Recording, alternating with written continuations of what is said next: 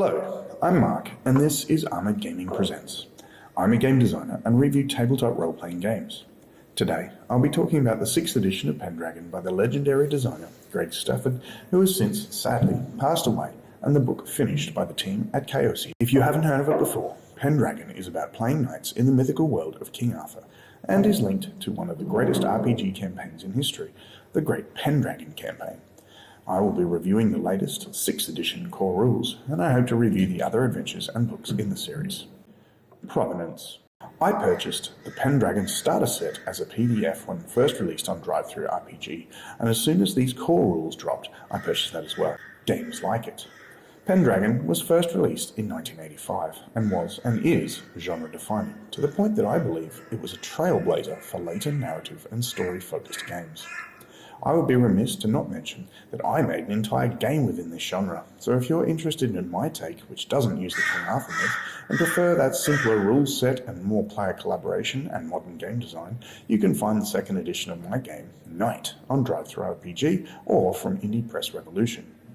Other games like Pendragon would be the equally hoary Chivalry and Sorcery, Romance in the Perilous Land, and Paladin, the French romantic chivalry genre under Charlemagne instead of Pendragon's King Arthur.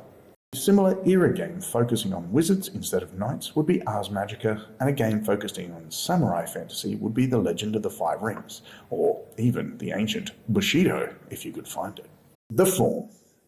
The version I have is a PDF of around 250 pages, and so is hefty but not the heftiest of tomes.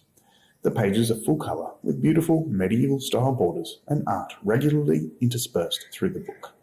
In my version, the contents page is linked, which I find exceptionally useful. The art in the book is generally of a high quality. The cover is a beautiful illustration of what I can only assume is an image of Gawain and the Green Knight, also known as Bersernac, or possibly Bertilac. The rest of the art shifts dramatically in style and tone through the book, and I must admit that the style changes were quite jarring. None of the styles here are bad, but they are so different to each other here that I can't help but feel that it impacts the enjoyment of reading the book. There are images here that could be in the style of 19th or early century paintings, medieval marginalia, dramatic woodcuts, illustrated pencil drawings, medieval illumination, and more. Don't expect a unified art theme here. The text is presented in, generally, a 2-column standard, with an additional margin, sometimes in the middle and sometimes off to the right, for details. There are many chapters, each with a beautiful medieval illumination in rich, glorious colour, and, like most pre-Renaissance art, lacking perspective. Mechanics. Pendragon is a simple core system with so many addendums that I classify this game as complicated. The game is a d20 roll equal or under system. A roll under the appropriate value is success, while a roll over it is failure.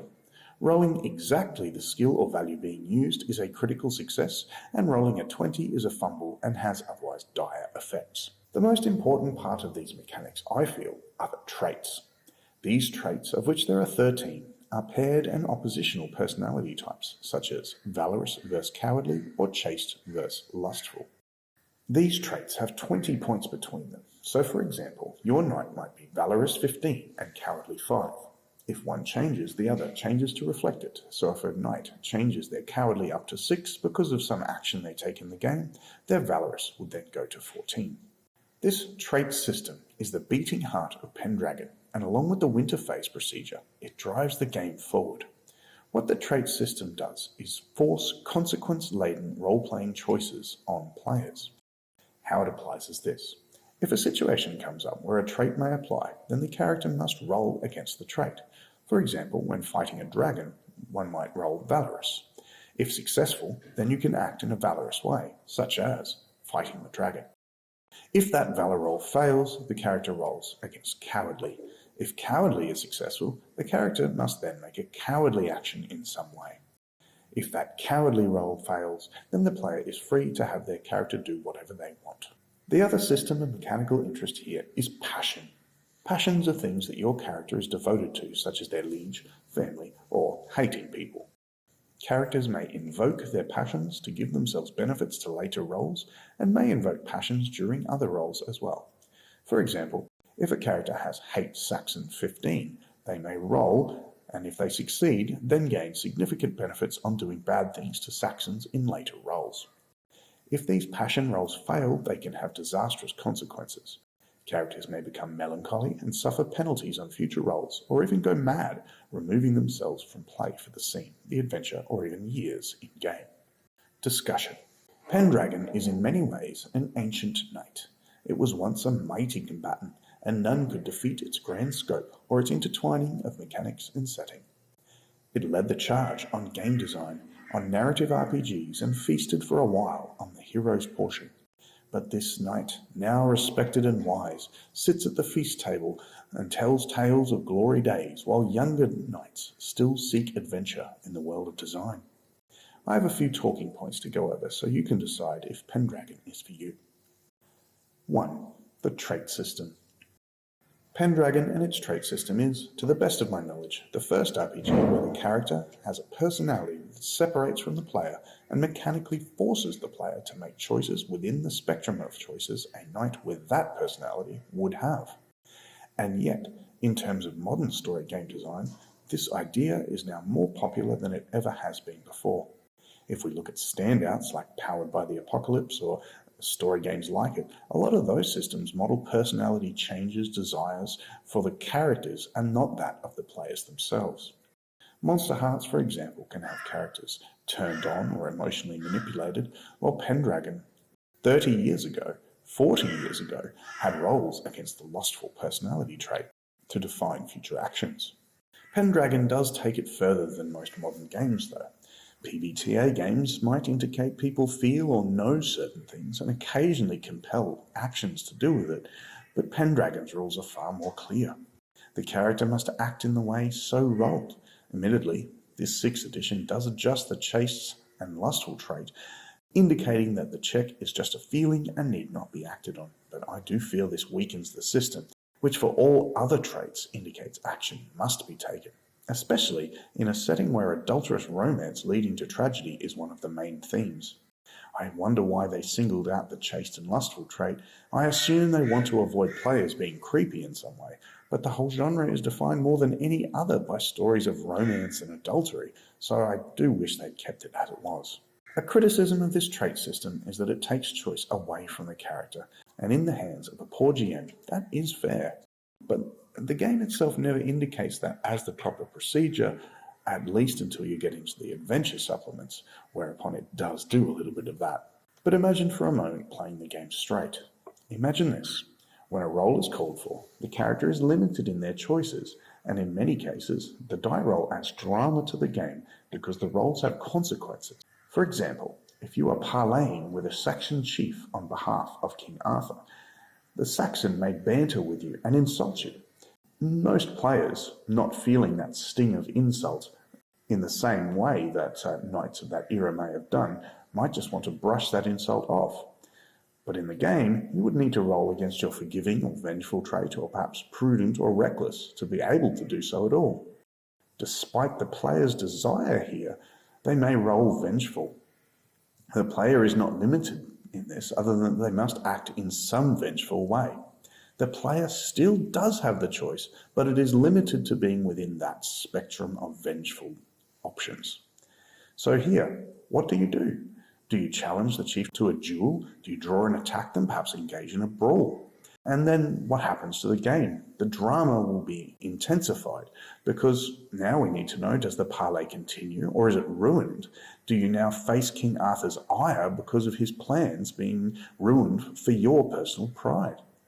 This forcing of action is designed to, and I believe succeeds at, causing additional drama and interest to the game, which is what this game is after. Most games have complete freedom of choice for what you do with your character. In most games with complete freedom of choice, players can choose the best possible option with sort of modern mindset of exactly how things go. So they might look at this and say, well, it is a better option in this example for us to continue with our parley and to brush off this insult and willingly take a hit of honor loss or something like that to be able to do so. But in Pendragon, you just can't do that. The system forces you to go towards your personality traits. As Arthurian legend is about, deep and abiding personalities and emotions, then that's exactly what the game is after here. This system will get your player knights to act just like those in the legends, stupidly, rashly, and creating adventure by doing so. I think the reason why some people reject this system is because it doesn't allow them to be exactly the knight that they want to be. In this game, the mechanics inform the role-playing. Pendragon doesn't really allow you to be the person with, modern sensibilities, or to be that perfect best knight, or even to use role-playing to overcome its mechanics or its setting in some way. The rules compel you away from that and towards acting just like the knights of King Arthur's court. Many players who project their own personality into their characters might find this a little bit of a hard sell, almost as if it's telling them how to feel, rather than, and what the game intends, sort of imagining watching this story playing out, where we interact with the characters, but they're not actually our own selves. A little anecdote of this comes from when I was playing a game many years ago. I recall narrating a character's brother was lashing his squire with his reins more than necessary for, I can't really remember, maybe mishandling the horse or something. I can't remember what I did with the trait system at that point, but I do remember the PC character spoke to his brother about the problems of corporal punishment and of how to educate a squire better and so on. And it sounded very much like a modern person lecturing an ancient person, a medieval person, on how to do things properly. And it just didn't come out that well. So if we use that trait system, I feel that it sidesteps that. If the knight who came across his brother whipping the squire and I had actually used those trait rolls properly, he might roll merciful or cruel. If the knight is merciful and exceeds on that, then he may act to spare the squire in some way. But this mechanical forcing of action through the personality traits makes this game less about a modern person waving and waggling his finger in a medieval person's face, but more about that knight's personality and whether they think something is just or unjust. Mechanically, the game designer in me recognizes that this double trait system requires a 1 or 2 rolls, with each roll then taking time and discussion about how to apply it, and then improvising role-playing based on that result. And with all of the players doing so often simultaneously, every additional die roll and discussion here adds minutes to the game that I think might have been done a little bit more smoothly just by using a single roll instead. I'm not sure why Stafford loves the multiple die roll system on personality traits, but it certainly can take up significant parts of the game. That being said, the way that the personality traits are applied are up to the player, and the discussion on that could well be the game itself. So after all that, this game might not be for you if you want to imagine yourself back in King Arthur's court. The game here is more about simulating a knight who you control to an extent, but realistically it's about watching their personality and choosing options based on what their personality brings to the front.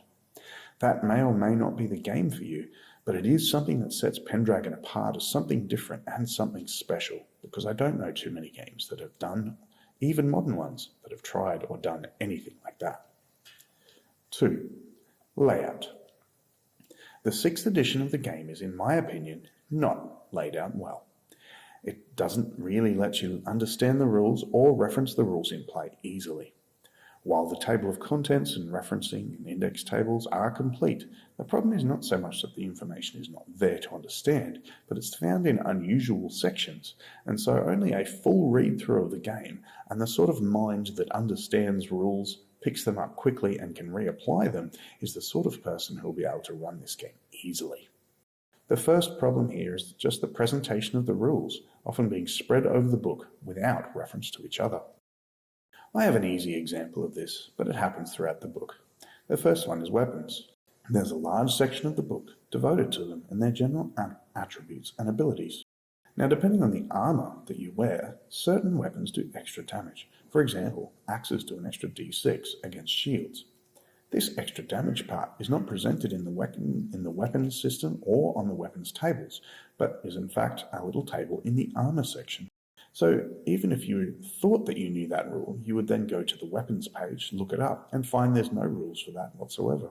So here, it's just not particularly good technical writing for easy understanding. A second problem here is that while the chapters on the setting are excellent, even if sometimes I disagree with them on many counts, such as gambesons not being designed to be worn under armour, like what is with that? The sections on rules are set out with a great deal of this setting information as well. This does make a more interesting read, but these extra details bloat out the rule system beyond its core function and sometimes even get in the way of mastery of the rules, and they certainly get in the way of easy reference of the rules. You often have to get past multiple paragraphs of setting discussion to even look at the rule itself, and sometimes you even need to find the rule buried in between other parts of setting information. 3. Technical writing. A part of the problem here is related to the organisation of the book, but the other half is in the writing itself, especially to do with the rules. While the setting part is fine, the writing uses about 100 words when 10 would do. You can see short, technical snippets of rules written in the margins here, and I'm going to make the assumption that they've been added by Chaosium to assist the modern reader to understand these rules. This bit of marginalia is not additional rules, just summaries of the things that's already been discussed in great detail through the main core text. This technical writing of the rules and how they are applied really could have used a great deal of improvement by observing a much more modern writing style from RPGs. So I think Chaosium here understand that there is an issue and they use this marginalia to fix it, but they don't actually fix the core rules, and I think that is a problem. So strap your saddlebags on your horse here, GMs. If you're trying to learn these rules and master them, it's going to be something of a long ride. 4. Combat. Pendragon combat is slow, requires many die rolls, and often lacks meaningful choice. It is buried in simulationist details that slow down the system and don't really add anything for the experience. My biggest problem here is that I can see a good, solid, and fast system buried in this need to simulate some form of fictional reality that doesn't really do the job. At its core, the combat is simple. Knights and enemies call actions in a reverse dexterity order, roll equal or under their weapon score, and then the GM just kind of has to work out the rest from there. Where things get pretty silly is in the modern modifiers, and plus, if you can mentally deal with them, movement ranges, combat weapon ranges, and equipment modifiers, which, at least in my experience of playing and running Pendragon, for the most part get forgotten about. I'm going to give you, a short example of Pendragon combat. Let us imagine Sir Lancelot is on horseback. He has sword 12 and charge 12. He has a lance and a kite shield, standard equipment, and let's assume that he has something like horsemanship of 15. The bandit has sword 12. Let's say that the bandit has a lower dexterity, so he has to declare his action first. They're not initially in range of each other, so he says he charges forward, trying to attack. And Sir Lancelot says the same thing, their movement speed as a part of their action. Otherwise, they either move or attack. And because Sir Lancelot has a horse, he gets to use his horse's charge damage instead of his normal human-sized damage. He gets +5 to his score for being on higher ground from being mounted, and again +5 for using a lance against a non-long-range weapon, which is the bandit's sword.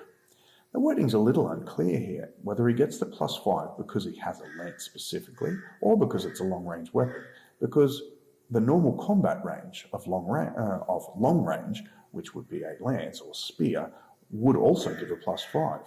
So potentially he has a +15 bonus already. He then gets a -2 bonus because he has a kite shield. This takes his normal score, let us say, 10 points over his normal sword score of 12. So because you can't roll a 22 on a d20, what happens is that you get to critical more often, so you'd be criticaling on about an 18, 19, and 20. He can't really fail as well unless he rolls that 20. The bandit here suffers a -5 for being on foot, and another -5 for using a medium combat range with his sword. So he's got a -10 to what's going on. So he effectively has sword 2.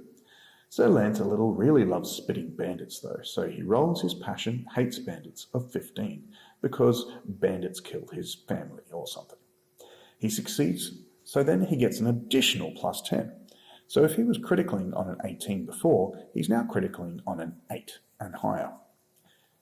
Let's say then they both roll. If Sir Lancelot gets a 10, he succeeds with a critical.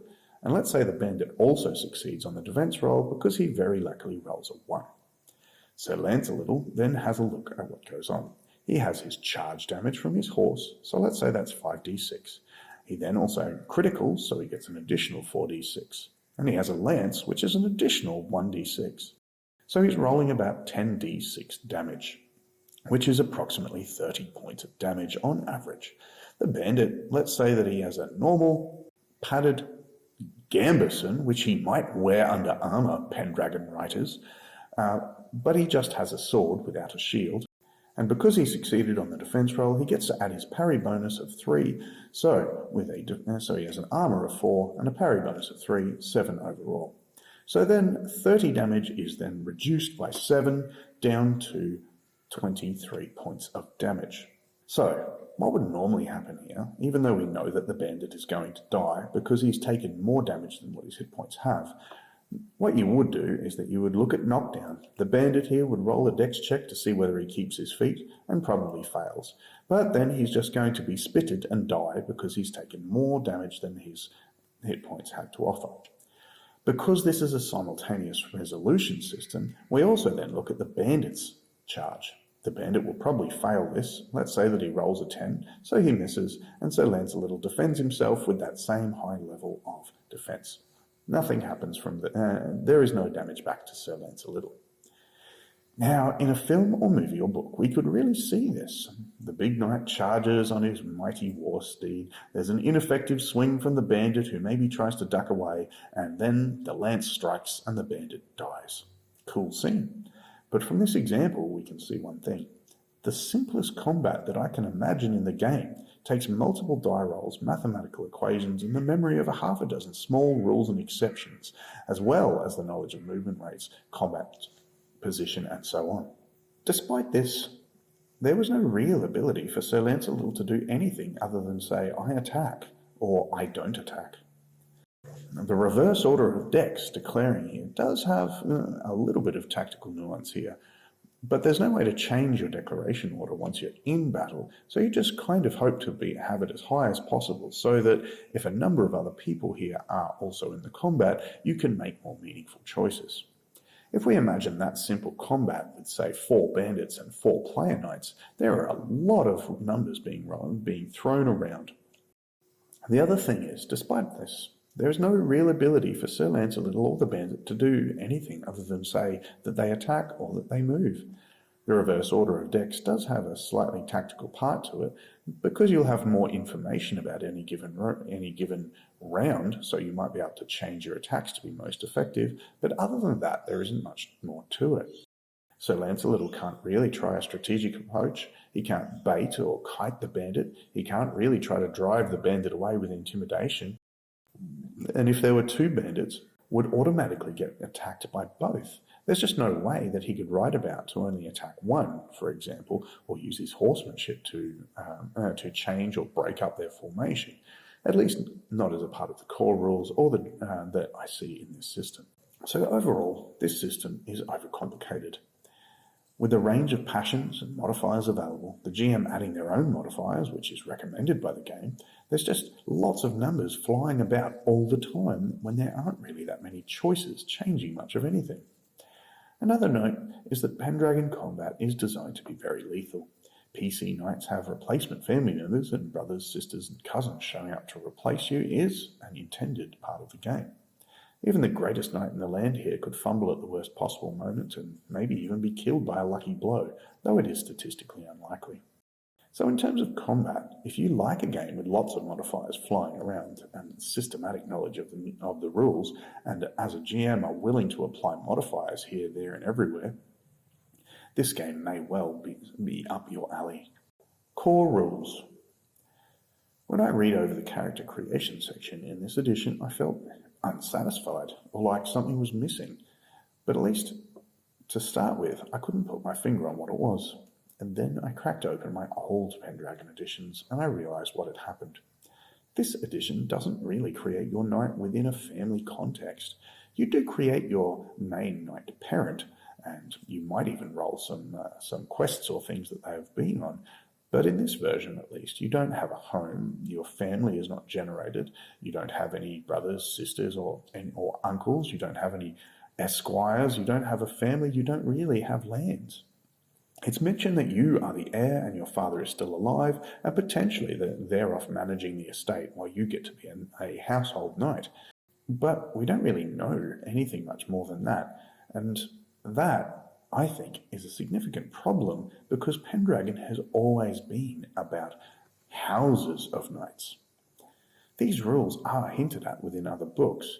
Within the character creation system alone, the game recommends that we have a look at about 4 other different books. Even creating knights from other cultures is not possible within these apparently core rules. I couldn't even find any rules on battles, skirmishes, or wars, and the winter phase here is cut down to the bare minimum without any of the family events involved. And I feel that that is a terrible shame, because those are the real parts of Pendragon. When I saw these rules were missing, I rather felt like Arthur when Lancelot's betrayal was finally revealed. If the traits are the beating heart of Pendragon, then the family and house parts of this winter phase is the blood that then circulates around the body. It gives depth and breadth to the characters and puts them in the setting. This inability to make unusual knights, I can take it or leave it really, but the inability to engage in skirmishes and wars, this just confuses me. Arthurian legend is filled with battles. Almost every year that goes by has a major battle of political importance. This game is also 20 pages smaller than the 5th edition, and in 20 pages you well could have put in all of those or even brief versions of those rules in the game. Rules for battles are even in the Pendragon 6 starter kit, but they're not here in the core rules. Pendragon, without big battles, pushes all of the game into a sort of questing phase, and while questing is certainly fun and a major part of the game, it's not everything the game has to offer, and in fact pushes the game into what almost every other role-playing game has to offer. To go through the character creation here, and to have the text tell me to buy a half dozen extra books for things that were in the base game, is like a gauntlet to the face. I can't help but assume this is a little bit of a cash grab from Chaosium to get us to buy more books in the Pendragon line. And as a game designer, I understand that there has to be a business behind this, but there's part of this game that have been stripped out to the point where apparently this core rulebook feels more like a starter kit than the actual starter kit.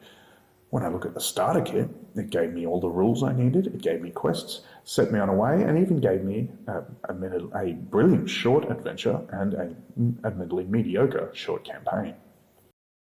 So in terms of what this core rulebook does do, is that it lets you create your own knight, which the starter kit does not do.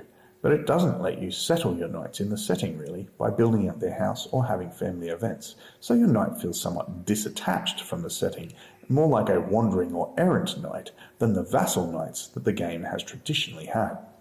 It also doesn't give any GM advice whatsoever on how to set up campaigns, and this is a little bit of a lack because, admittedly, there's apparently a GM's book upcoming, as mentioned in the book here, but from these apparently core rules, I can't really think that there is enough advice or suggestions here to be able to run your own game at all. New edition. My last point of discussion is simply that, like most of the Pendragon editions, it's basically the same game. I could have given an almost identical review to most of the previous editions, and in some cases I would have given a better one. This game, saying it is a new edition, is quite a stretch. Other games might call this sort of upgrade a errata. There are some rule changes, of course, and they are all basically for the better, and the rules are clarified, but they're also minor in tone. Nothing important about Pendragon has changed at all. So, if you're one of the old Pendragon fans worried about that a new edition will change what you love, don't worry, because nothing of any great importance has changed. And there's a few little rules glitches that you probably looked at back in the day and shrugged and went, well, that doesn't really work, but I'll roll with it. Well, that's been fixed now. All of this, of course, leads to my conclusion. Despite my love of Pendragon, I am a bit disappointed with this book because, more than anything, it's a refinement, not really anything great or new. I think I understand why, though. Stafford passed away, and Chaosium wanted to be respectful with his work, so they kept it pretty much as is, and added little bits here and there, took some things out for business reasons, and cleared up some maths issues. They loved the game, warts and all, so they didn't want to change it. In the 80s and 90s, Stafford was a revolutionary designer in creating narrative mechanics that had never been seen before. This edition might be the greatest version of that game, but it's still a game of that time. As it is, it's very worthy still, and especially of a read from a designer, both for its mechanics and its love of its setting. So as a historical artifact, and the last and truest form of Stafford's design, I deeply respect this work. It inspired and amazed me, but it also did that for the first time I read it with the previous editions, and I read this one with fondness, and I feel almost like it's reading a novel that I used to love when I was a much younger person, and I came back to it, and now, as much as I still love it, nostalgia's rosy hues are not there for me anymore. This book hasn't done anything new. Chaosium have refined it a little, made it a little more understandable, given hints here and there, but nothing has changed. So Pendragon is, I feel, one of the best, if not the best, example of 80s and 90s game design. For most players, it's going to be a new experience that they haven't had before, and then greatly valuable for those interested more in myths and legends over what's more commonly available nowadays in the heroic fantasy genre. What this game isn't is something new. Pendragon was revolutionary 40 years ago, but it hasn't changed the world a second time. For those interested in playing knights within the King Arthur mythos, this game is still it. But as a designer, I'm thinking now more about what a 7th edition might do, what design choices it might make to improve or streamline the game. I hope whoever writes 7th edition stands on Stafford's giant shoulders and from that lofty height can see further than he did.